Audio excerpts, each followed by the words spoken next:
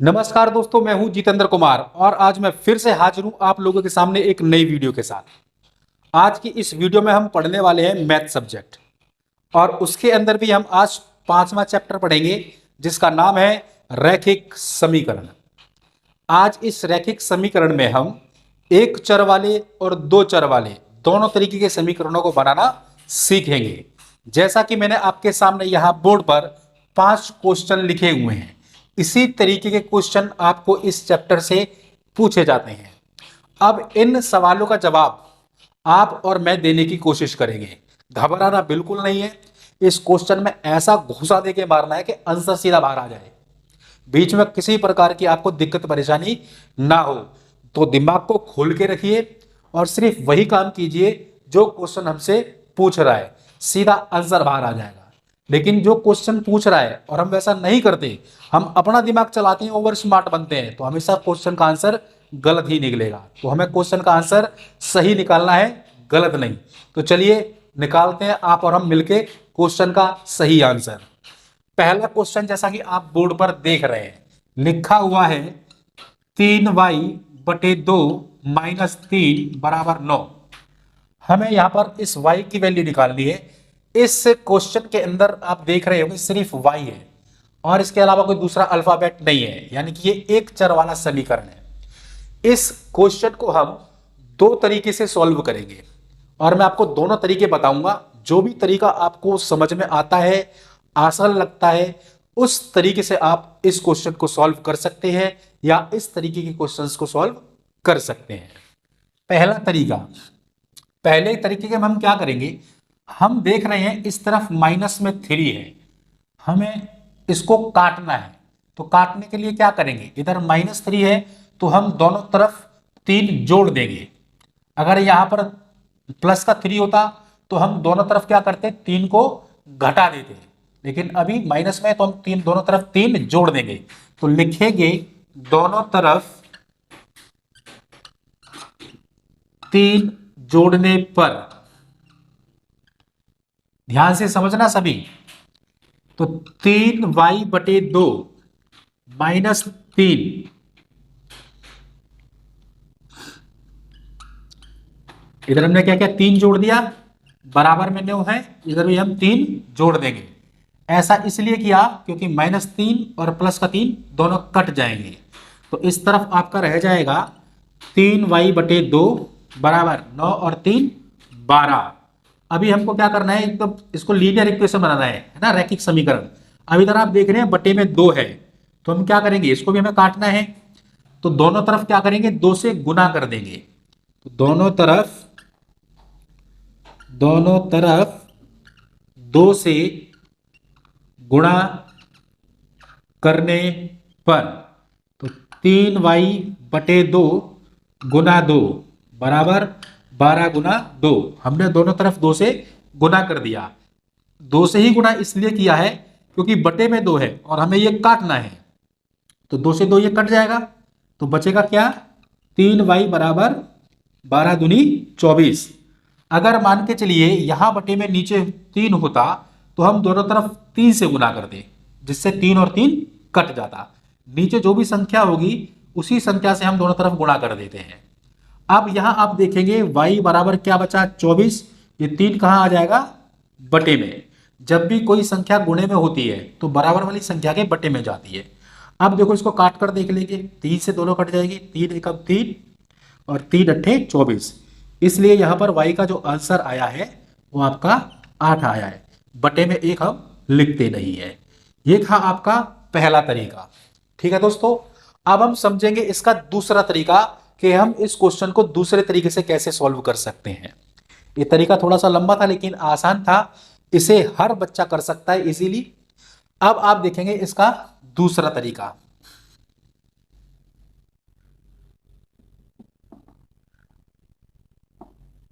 दूसरे तरीके में आपको थोड़ा सा दिमाग तेज रखना है, आराम से हो जाएगा। आप देख सकते हैं लिखा है 3y/2 -3 बराबर 9। अब आप क्या करेंगे, इस या तो 3y/2 को इस तरफ छोड़ो या फिर -3 को। हम क्या करेंगे, y वाली संख्या को इधर ही छोड़ देते हैं, तभी हमारा आंसर ठीक से आएगा। 3y/2। अब बराबर में आप देख रहे हैं 9 लिखा हुआ है और इधर क्या था -3, तो हम क्या करेंगे इसको बराबर के उस तरफ ले जाएंगे। तो माइनस वाली संख्या को जब हम बराबर के उस तरफ ले जाते हैं तो संख्या का चिन्ह बदल जाता है। अब ये -3 था, बराबर के इस तरफ आकर ये प्लस का हो गया। अगर यहाँ +3 होता तो हम बराबर के उस तरफ ले जाने पर माइनस लगा देते। इतना आपको समझ में आया होगा। अब आप देखेंगे 3y/2 बराबर 9 और 3 कितना हुआ 12। अब क्या करेंगे, इस वैल्यू के नीचे कोई संख्या तो नहीं है, ये संख्या बटे में आ रही है, भिन्न में आ रही है, तो इसे भी भिन्न बनाने के लिए हम क्या करेंगे, बटे में 1 कर सकते हैं। जब दोनों संख्या बराबर के इस तरफ या उस तरफ भिन्न में हो तो हम क्या करते हैं, कैंची गुना कर देते हैं। तो कैंची गुना कीजिए, 1 का 3y में हम करेंगे तो 3y आएगा और 12 का 2 में करेंगे तो 24 हो जाएगा। अब y बराबर 24, ये 3 कहाँ आएगा बटे में, तो 3 अट्ठे 24, y बराबर क्या आंसर आया 8। एक तरीका ये था। अब या तो आप इस तरीके से एक सवाल को सॉल्व करेंगे या फिर जो मैंने इससे पहले तरीका बताया था उससे आप सॉल्व करेंगे। दोनों तरीके से आप आंसर निकाल सकते हैं। चलिए अब बढ़ते हैं अपने दूसरे क्वेश्चन की तरफ, इसे भी हम समझ लेते हैं। स्क्रीनशॉट लेना हो तो आप ले सकते हैं, बाकी वीडियो को 2-3 बार रिपीट करके देखना, अच्छे से आपको समझ में आ जाएगा। दूसरा क्वेश्चन समझ लेते हैं। दूसरा क्वेश्चन दिया हुआ है 2 ब्रैकेट के अंदर x + 3 बराबर 3 2x - 7। अब हमें करना क्या है, इस 2 का गुणा इन दोनों में करना है। पहले इस 2 का गुणा करेंगे इस x में, यानी कि 2 का x में गुणा करेंगे तो 2x होगा। आगे हमारी संख्या किस चीज की है, प्लस की, पहले हम चिन्ह लगा देंगे प्लस। अब इस 2 का गुणा इस 3 में भी करना है, तो 2 तिया 6। अब इसी तरीके से बराबर के इस तरफ भी करना है, तो 3 दूनी 6x, यहां माइनस है तो माइनस लगा देंगे, 3 सत्ते 21। ठीक है। अब आप क्या कर सकते हैं, अब आप देख रहे होंगे इसमें जो x वाली संख्या है उन्हें आप एक तरफ कर लो और बिना x वाली संख्याओं को एक तरफ कर लो। अब बराबर के इस तरफ आप देख रहे हैं 2x है, बराबर के इस तरफ 6x है, तो इस 6x को भी बराबर के इस तरफ ले आओ। हम एक तरफ क्या करेंगे, x वाली संख्याओं को रखेंगे और एक तरफ बिना x वाली संख्याओं को। तो अभी आप देख रहे हैं ये 6x आपका प्लस का है, जब ये बराबर के इस तरफ आएगा तो ये माइनस का हो जाएगा और बराबर के उस तरफ क्या बचेगा, माइनस का 21। लेकिन इधर आपका प्लस का 6 भी था, इसको भी हम क्या करेंगे, उस तरफ ले जाएंगे। अब प्लस की संख्या को जब उस तरफ ले जाते हैं किसकी हो जाएगी, माइनस की। अब आप देखेंगे यहां 2x प्लस का है और 6x आपका माइनस का है। तो जैसा कि आप लोग जानते ही हैं माइनस प्लस माइनस होता है, तो 6x में से 2x जाएगा तो आपका 4x बचेगा, लेकिन ये 4x माइनस का बचेगा क्योंकि हम उसी वैल्यू का साइन लगाते हैं जो वैल्यू बड़ी होती है। तो आप देख रहे होंगे यहां पर 6x वैल्यू बड़ी है माइनस वाली, तो इसलिए हमने यहां पर माइनस का साइन लगा दिया। अब इक्वल टू में माइनस माइनस प्लस, लेकिन साइन माइनस का ही रहेगा, तो माइनस का 21 और माइनस का 6 कितना हो जाएगा, माइनस का 27। अब इस माइनस से ये माइनस काट दो, तो x बराबर कितना बचेगा 27 और ये 4 आ जाएगा अपॉन में। ये आपका आंसर हो गया। अच्छे से समझ में आ गया होगा आप लोगों को। ठीक है, अब बढ़ेंगे हम अपने अगले क्वेश्चन की तरफ। इसी टाइप के क्वेश्चन आपके एग्जाम में पूछे जाते हैं, ठीक है, इसलिए आप इन क्वेश्चंस को ध्यान से समझना। अभी हम एक चर वाले कर रहे हैं, इसके बाद 2 चर वाले क्वेश्चंस को भी सॉल्व करेंगे।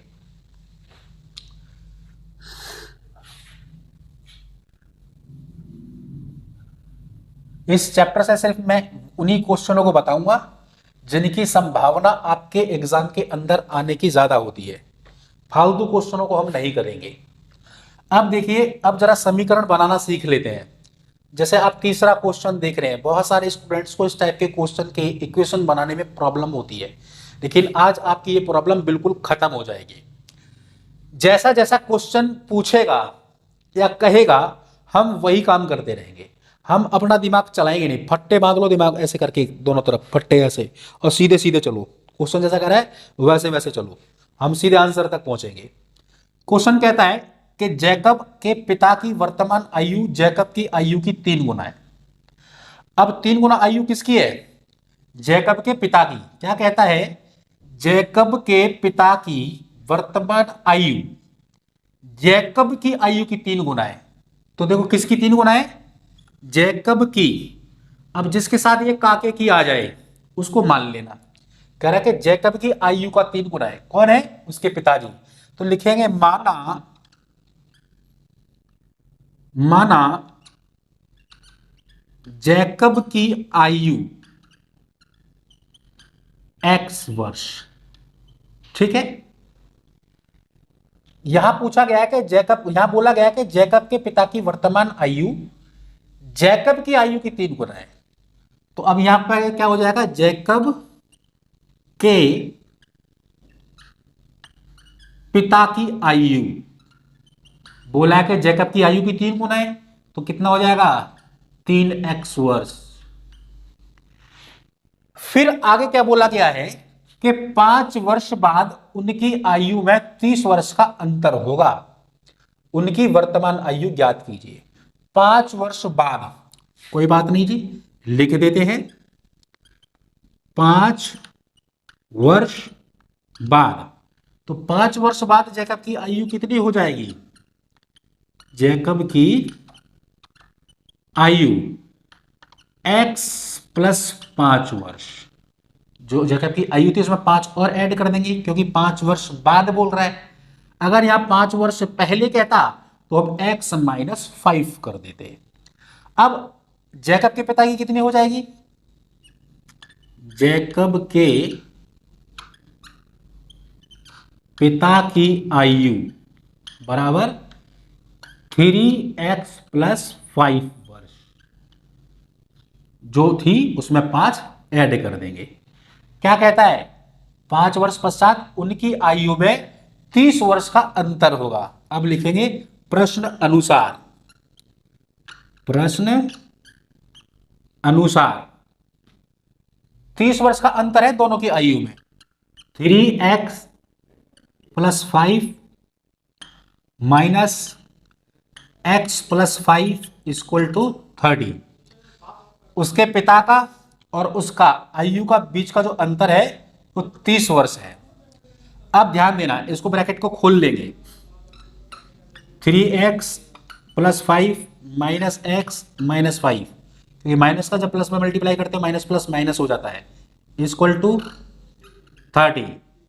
माइनस 5 प्लस 5 कट गया, 3x में से एक x जाएगा तो आपका 2x बचेगा, equal to 30। x equal to 30/2, यानी कि यहां पर आपकी जो x की वैल्यू है वो आ जाएगी 50, क्योंकि यहां पर पूछा क्या है? उनकी वर्तमान आयु। तो x किसकी आयु थी? आपकी जैकब की।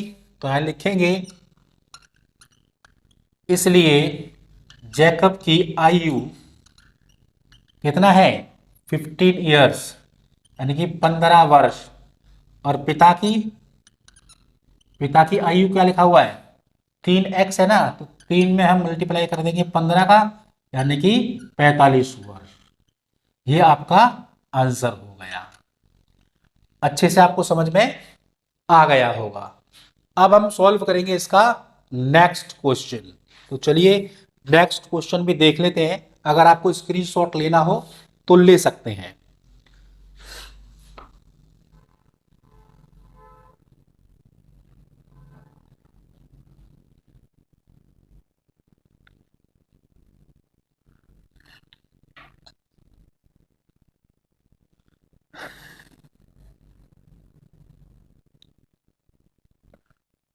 अब आ जाइए इसके 4th क्वेश्चन की तरफ।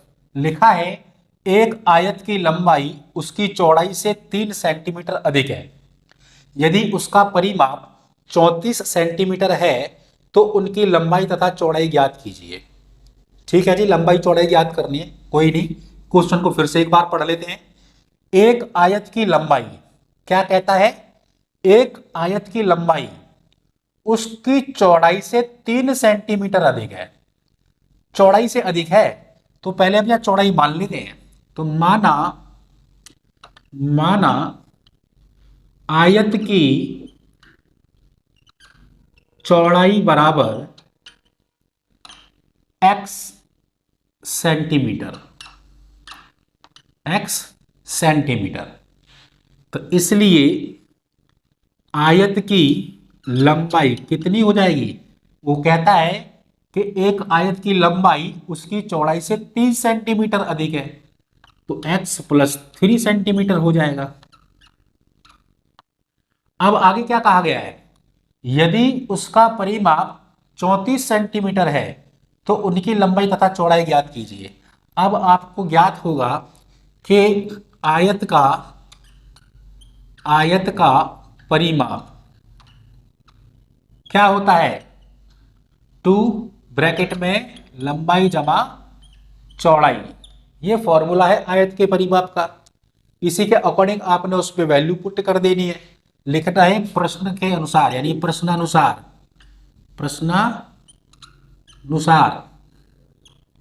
तो प्रश्नानुसार क्या क्या बात बोली गई है, परिमाप की।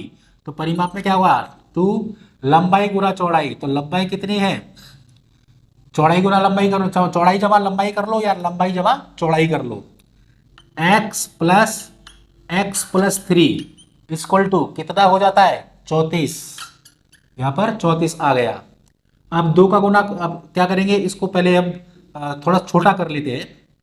छोटा क्या करेंगे, x यानी कि एक काम करो, x और x ये हो गया आपका 2x प्लस 3 इक्वल टू 34। जो ये ब्रैकेट के बाहर जो 2 था इसे अपॉन में ले आओ, ठीक है, यहां से कट जाएगा, 2 एकम 2, इसे भी काट दो, 2 एकम 2, 2 सत्ते 14। ये हुआ 2x प्लस 3 इक्वल टू 17। अब 2x इक्वल टू 17, ये 3 इस तरफ जाएगा तो माइनस का हो जाएगा, क्योंकि प्लस वाली संख्या है, बराबर को उस तरफ जाके माइनस हो जाती है। अब x बराबर 17 में से 3 गया तो कितना बचेगा, 14, है ना, बटे में क्या आ जाएगा आपका 2, काट दो, 2 सत्ते 14, तो x बराबर कितना आ गया 7। आपसे क्या क्या पूछा गया था, लंबाई तथा चौड़ाई दोनों पूछा गया था। अभी यहाँ पर x क्या था, चौड़ाई, तो यहाँ पर आप लिखेंगे चौड़ाई कितना आ गया 7 सेंटीमीटर, ठीक है। और लंबाई क्या था, इससे 3 अधिक था, तो लंबाई बराबर 7 जमा 3, है ना, 1 मिनट ब्रैकेट उसको हटा देते हैं, 7 जमा 3 10 सेंटीमीटर। ये आपका आंसर हो गया। इस टाइप से क्वेश्चन भी आपके एग्जाम में पूछे जाते हैं। अच्छे से आप लोगों को समझ में आ रहा होगा। अब हम करेंगे इसका लास्ट वाला क्वेश्चन, है ना, तो चलिए फटाफट हम इसका लास्ट वाला क्वेश्चन भी समझ लेते हैं। उसके बाद फिर हम 2 चर वाले समीकरण को सॉल्व करने की कोशिश करेंगे, समझेंगे।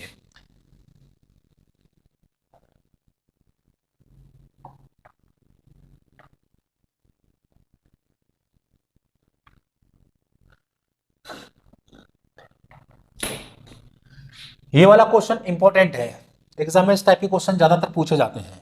लिखा है 3 क्रमागत सम संख्याओं का योग 36 है। 3 क्रमागत सम संख्या, तो ठीक है, मान लेते हैं, माना पहली संख्या बराबर x, दूसरी संख्या बराबर x प्लस 2। ये x प्लस में 2 इसलिए लिखा है क्योंकि वो सम संख्या कहता है। अगर यहां विषम होता तो मैं x प्लस 1 लिख देता। अब दूसरी के बाद तीसरी संख्या क्या होगी, x प्लस 4, क्योंकि कैसा कहा है उसने, सम संख्या। अब आगे क्या कहता है कि संख्या का योग 36 है, फिर वही लिखेंगे प्रश्नानुसार, तीनों संख्याओं का योग कितना है, 36 है। तो x plus 2 plus x plus 4 equal to 36। x वाली संख्याओं को जोड़ लो, है ना, 1x 2x और ये 3x, ये हुआ आपका 3x।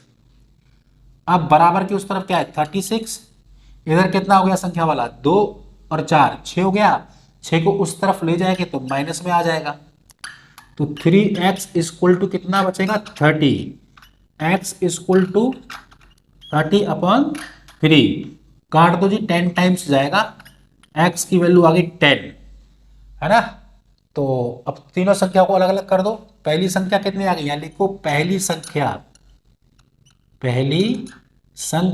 बराबर x, सॉरी x कहता हूं n, दूसरी संख्या बराबर 10 + 2 = 12,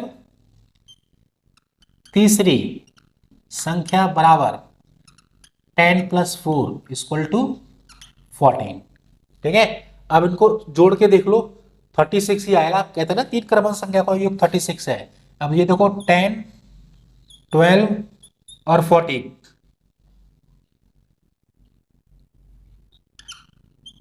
10 12 14, तो 14 और 12 कितना हुआ 26, 26 में 10 प्लस करो 36, देखो 36। ऐसे हम इसकी जांच भी कर लेते हैं, तो अच्छे से आपको समझ में आ गया होगा। ये थे आपके एक चर वाले समीकरण।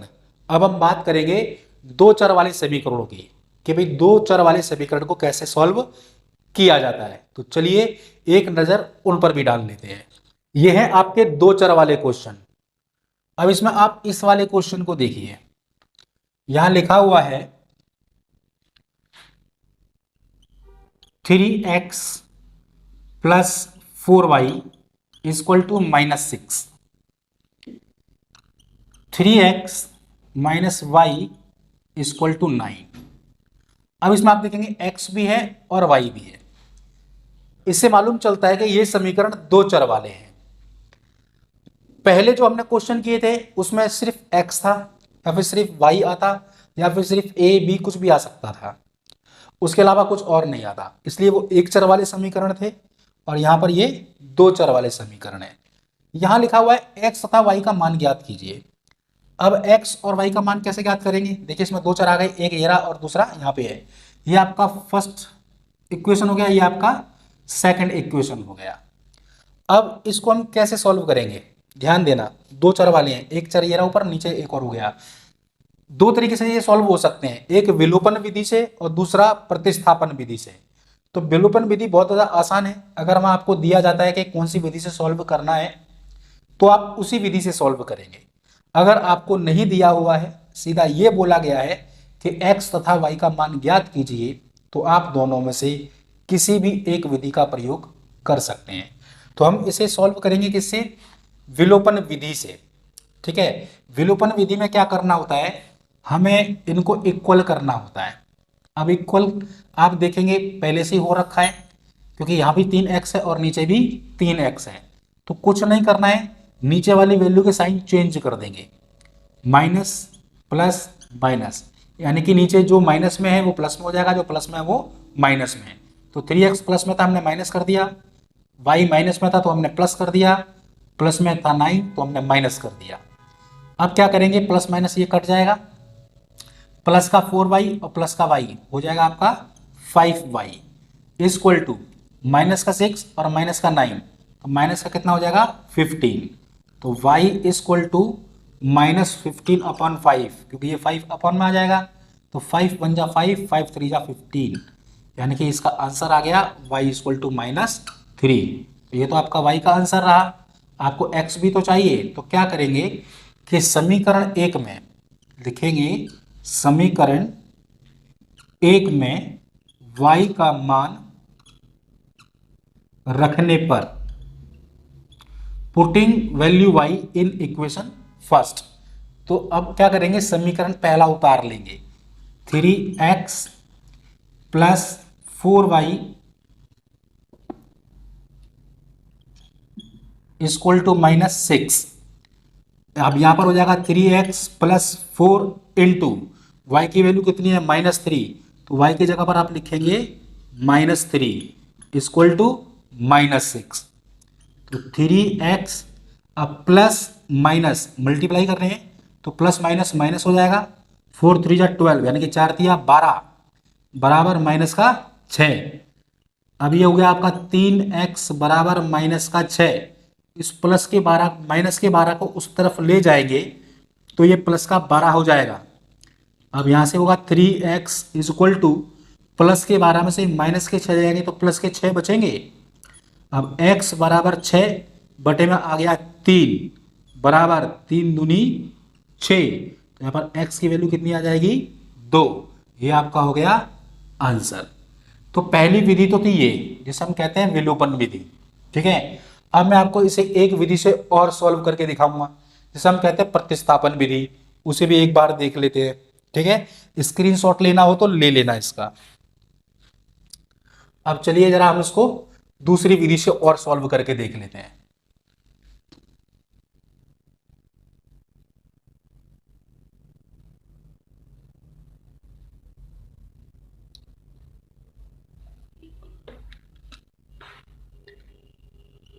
दोनों तरफ 3x था।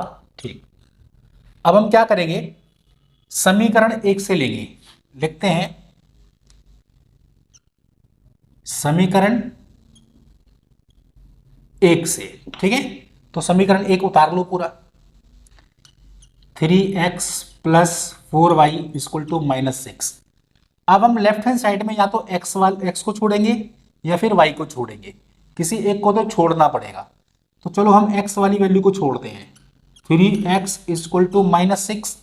अब प्लस का 4y उस तरफ जाके माइनस में हो जाएगा, लेकिन अब यहाँ पर x सिंगल छोड़ना है हमें, तो यहाँ पर इसलिए क्या करेंगे, x बराबर -6 माइनस 4y अपॉन में 3।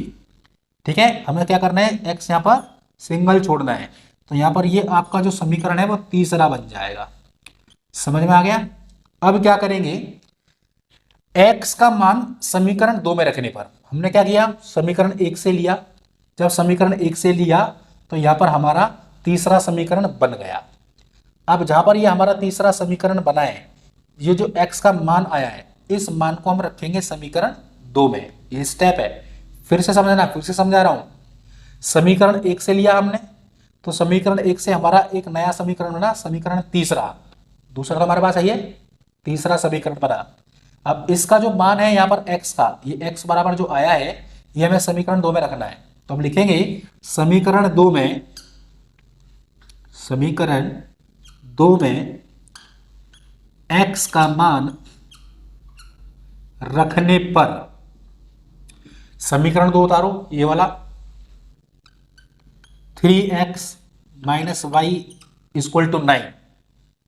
अब 3, अब देखो जरा x की जगह पर क्या वैल्यू है, x बराबर ये है ना, तो जहां पर x हमारा ये पूरी वैल्यू लिख देंगे हम, माइनस का 6 माइनस का 4y अपॉन में 3।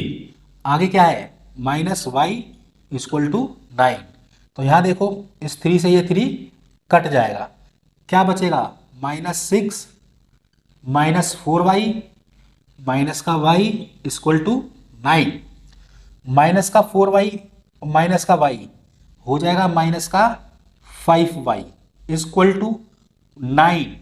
ये माइनस का 6 है, उस तरफ जाके प्लस का हो जाएगा। अब ये माइनस का 5y इक्वल टू 9 और 6 कितना हुआ, 15। तो y इक्वल टू 15 अपॉन 5, ये माइनस का 5 3 जा 15, यानी कि y इक्वल टू कितना आ गया, माइनस का 3। ठीक है, अब क्या करेंगे, इस y के बाद में हमें क्या करना है, इस वैल्यू को पुट करना है किसमें, इक्वेशन 3 में। अब लिखेंगे समीकरण 3 में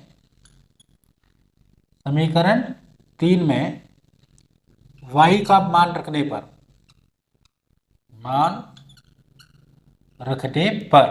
समीकरण 3 में मान रख दो। समीकरण 3 क्या कहता है, x बराबर -6 माइनस 4y बटे 3, -6 माइनस 4 गुणा y की वैल्यू कितनी है, -3 बटे 3। अब यहां से -6 माइनस माइनस हो जाएगा प्लस, 4 तिया 12 बटे 3। अब 12 में से 6 क्या कितना बचेगा, 6 बटे 3, 3 दूनी 6, यानी कि x बराबर कितना आ गया, 2। ये आपका आंसर। चाहे आप विलोपन विधि से करो, चाहे आप प्रतिस्थापन विधि से करो, आंसर दोनों में सेम ही आएगा। ठीक है, उतार लीजिएगा इसको या स्क्रीनशॉट ले लीजिएगा। अब हम बात करेंगे अगले क्वेश्चन की। अब देखेंगे अब अपना ये दूसरा वाला क्वेश्चन। क्वेश्चन कहता है एक बटुए में 100 रुपए वाले तथा रुपए 50 वाले नोट हैं जिनका मूल्य 25,000 रुपए है। यदि रुपए 100 के नोटों की संख्या रुपए 50 के नोटों की संख्या से एक अधिक है तो दोनों प्रकार के नोटों की संख्या ज्ञात कीजिए। चलिए, अब यहां पर दोनों प्रकार के नोटों की संख्या पूछी है तो हम मान लेंगे, लिखते हैं माना रुपए 100 के नोटों की संख्या बराबर x तथा रुपए 50 के नोटों की संख्या बराबर y। अब लिखेंगे प्रश्नानुसार। सवाल कहता है कि एक बटुए में रुपए 100 वाले तथा रुपए 50 वाले नोट हैं जिनका मूल्य 25,000 रुपए है। ठीक है, यानी कि 100x जमा 50y बराबर 25,000। यह आपका पहला समीकरण हो गया। फिर आगे बोलता है कि 100 के नोटों की संख्या 50 के नोटों की संख्या से एक अधिक है। ठीक है, आगे क्या कहता है कि 100 के नोटों की संख्या, अब 100 के नोटों की संख्या हमने मान रखी है x, वो अधिक है किससे? एक अधिक है 50 के नोटों से।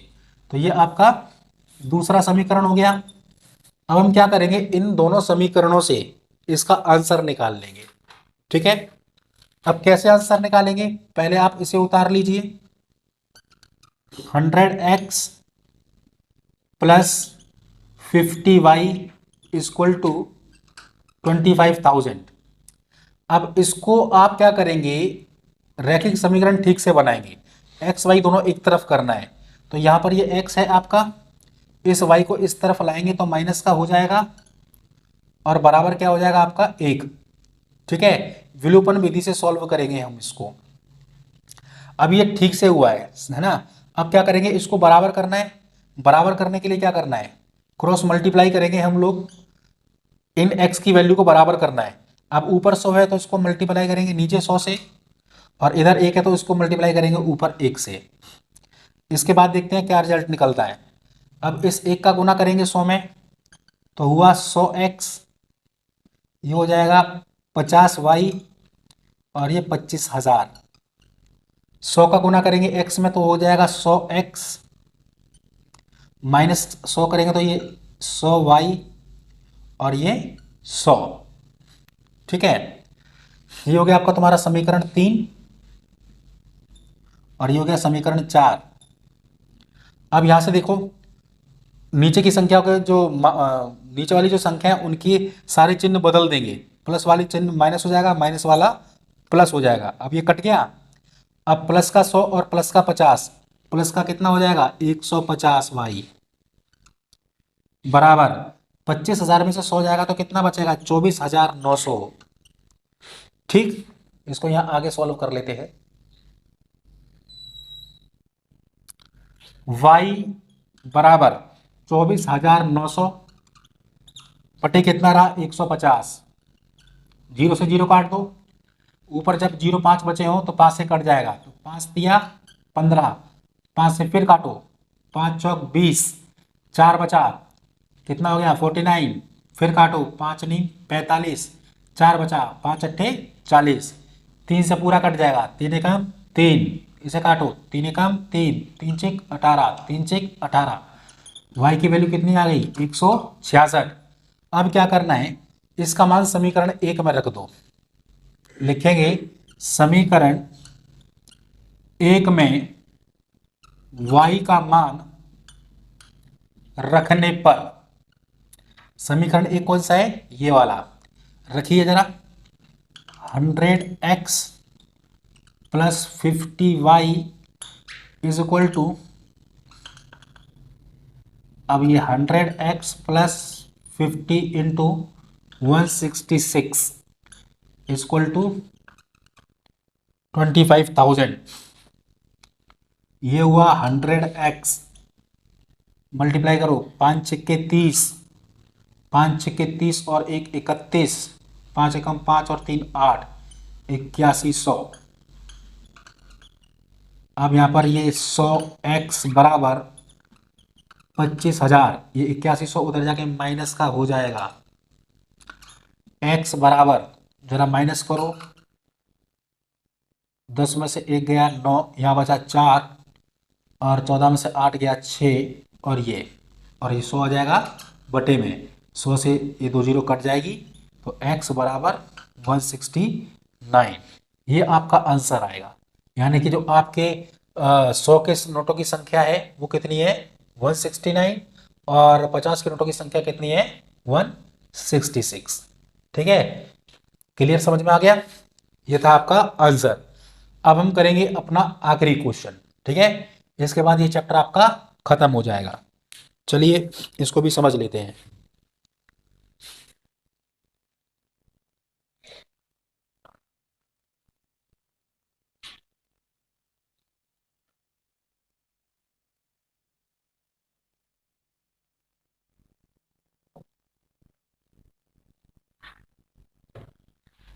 चलो इस वाले क्वेश्चन को भी देख लेते हैं। कहता है रीटा के पास 10 मीटर कपड़ा है, उसने उसे 2 भागों में इस प्रकार बांटा कि एक टुकड़ा दूसरे से 4 मीटर अधिक लंबा है। छोटे टुकड़े की लंबाई क्या होगी? देखो ये 2 तरीके से बन सकता है। ये वाला क्वेश्चन भी 2 तरीके से बन सकता था, और ये वाला भी। चलो इस वाले को हम 2 तरीके से बनाएंगे। ठीक है, पहला तरीका में क्या करेंगे हम, इसने पूछा छोटे टुकड़े की लंबाई याद करो, जो पूछे वो मान लो। तो माना बड़ा टुकड़ा बराबर x, मीटर में है ना, x मीटर, छोटा टुकड़ा बराबर y मीटर। अब लिखेंगे प्रश्नानुसार,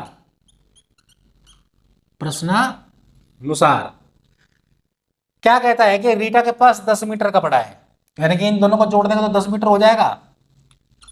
x प्लस वाई बराबर 10, ये हो गया पहला समीकरण। दूसरा क्या बनेगा, उसने बोला है कि उसने उसे 2 भागों में इस तरीके से बांटा कि एक टुकड़ा दूसरे से 4 मीटर अधिक लंबा है। अब कोई भी टुकड़ा है 4 मीटर अधिक लंबा है, तो जाहिर सी बात है बड़ा टुकड़ा ही अधिक लंबा होगा। तो आप इसे बता दो y बराबर x प्लस 4। ठीक है, लेकिन अभी क्या ये ठीक से नहीं है। अभी हमें करना क्या है कि x और y एक तरफ करना है और 4 एक तरफ। y को ऐसे x इधर आया, माइनस का हो गया, बराबर क्या बचा 4। ये होगा तुम्हारा दूसरा समीकरण। ठीक है, आ जाएगा अभी। अब समीकरण 1 और 2 से लिखेंगे, समीकरण 1 और 2 से दोनों को एक साथ उतार लो। x plus y equal to 10। दूसरा क्या है, ये y है, ये x है। एक काम करो, x को x की सीध में उतार लेते हैं, हो जाएगा माइनस एक्स, और y को इधर कर देते हैं प्लस वाई बराबर 4। समझ में आ गया होगा मैंने क्या किया, इस x को इस x के नीचे उतार दिया, माइनस एक्स में था यहां कर दिया, प्लस वाई को प्लस वाई के नीचे कर दिया। विलोपन विधि से हम लोग इसे कर रहे हैं, प्लस प्लस का x माइनस का x कट जाएगा। x कितना हो गया 2y, sorry y 2y equal to 14, y equal to 14 upon 2, काट दो, बराबर 7। y बराबर कितना आ गया 7। समीकरण 1 में y का मान रख दे रहा, लिखते हैं यहां पर समीकरण 1 में y का मान रखने पर, अब समीकरण 1 क्या है हमारे पास, x प्लस वाई बराबर 10। y का मान निकला है 7, तो x जमा 7 बराबर 10। x बराबर 10, जमा का 7 उस तरफ जाके माइनस में जाएगा, इसलिए x बराबर 3। अब देखो एक आंसर आ रहा है 7 और एक आंसर आ रहा है 3। 7 और 3 कितना हो गया 10। अब उसने बोला था क्या कि एक टुकड़ा इस तरीके से किया कि एक टुकड़ा 4 मीटर ज्यादा है। तो देखो ये 3 है और वो 7 है, तो 7 3 से कितना ज्यादा है, 4 ज्यादा है ना। तो यहां पर हमारे क्वेश्चन की जांच भी हो गई। ठीक है, ये एक तरीका तो ये था इस क्वेश्चन को सॉल्व करने का। दूसरा तरीका और बताता हूं आपको, दोनों तरीके से आप कर सकते हैं। दूसरा वाला तरीका भी जान लेते हैं, उसमें एक्स वाई मानने की जरूरत नहीं है, हमारा सिर्फ एक्स से ही काम चल जाएगा।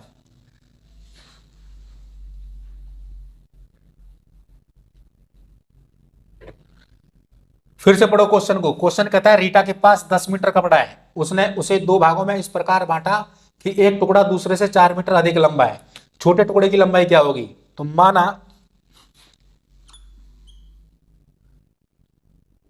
छोटा टुकड़ा, छोटा टुकड़ा बराबर कितना हो गया? x metre. तो बड़ा टुकड़ा क्या होगा? बड़ा टुकड़ा होगा x प्लस 4 मीटर। समझ में आया?